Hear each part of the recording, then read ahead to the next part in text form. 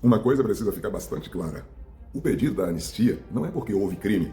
Crime de Bíblia, de bolas de gude, de estilingue, algodão doce, crime de batom? Não. O que está se pedindo, e no caso a anistia, é porque cidadãos comuns, pessoas que não têm foro privilegiado, cabeleireiros, caminhoneiros, vendedores ambulantes, microempresários, estão sendo julgados na última instância de justiça do Brasil, a Suprema Corte. Lugar que é para julgar ações constitucionais, para analisar se uma lei, um PL, se um projeto de lei, se uma medida provisória é constitucional ou não. Então, está se pedindo a anistia porque não há um outro meio, não há outra forma de debelar este conflito, porque ele já foi posto na última instância e parece de propósito para não haver nenhum método de apelação, para não haver recurso.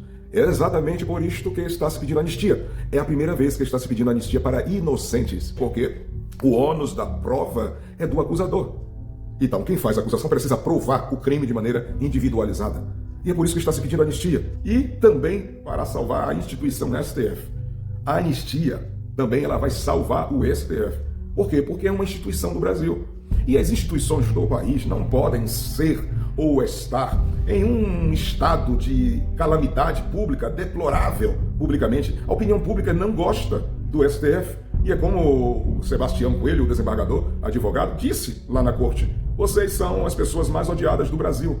Então, a questão da anistia também é para salvar a instituição STF, porque ela chegou em um nível de profundidade política que está perturbando até o próprio funcionamento. É como se perdeu-se o conceito da instituição dentro da própria instituição. Como não há nenhum freio, né? Não há, os freios e contrapesos não estão funcionando, como não há ninguém que faça uma espécie de anteparo, a instituição está se perdendo. Então a anistia, anulando essas penas, ela vai ajudar o próprio STF a se recolocar no lugar onde ela jamais deveria ter saído. Porque a instituição é uma instituição poderosa.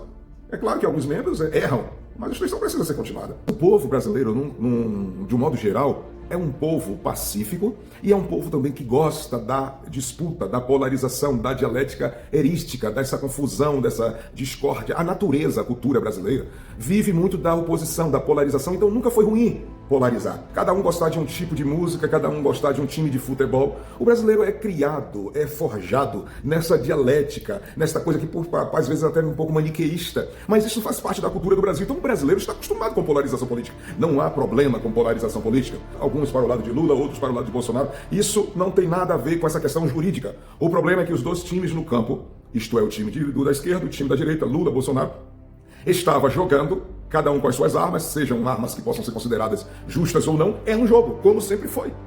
Então a política, ela precisa, é o condimento, é o tempero, ela precisa desses adendos, a política precisa dessa máquina que às vezes destrói reputações, às vezes inventa mentiras, e isto é política. O problema não é a política, o problema não é a esquerda, o problema não é a direita, o problema não é se você é comunista, se você é progressista, se você é liberal, se você é de esquerda, de direita. O problema não está nisso, gente.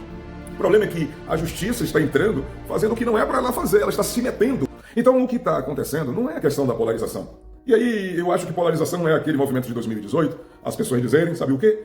Ele não. Isso é política. Isso é política. Sabe o que é política? Os artistas irem cantar lá, salve a Amazônia. Isso é política. Então, esses movimentos são legítimos.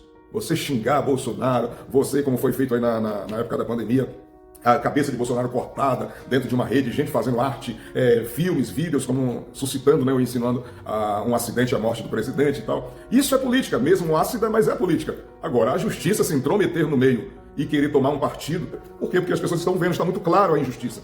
Poxa, gente, a dona Iraci com 71 anos, condenada a 14 anos de prisão. Ezequiel lá, o caminhoneiro de Ji-Paraná lá, condenado a 14 anos com 6 filhos. Poxa, crimes que se fossem provados, que são de depredação, crime de 3 anos convertido em ações sociais, ou pagar a multa, ou auxiliar ali no pagamento da recuperação do patrimônio que foi vilipendiado, né, depredado. Então, está claro que a barra ficou, não é nem alta, a barra nem existe mais, porque a pessoa pode subir o tanto que ela quiser. E chegou num momento que não dá mais para manter esse tipo de vida. O Brasil não pode viver mais isso. A anistia para os presos do 8 de janeiro, para salvar o Brasil, para pacificar esta nação. Assim como em 79, a anistia salvou o Brasil.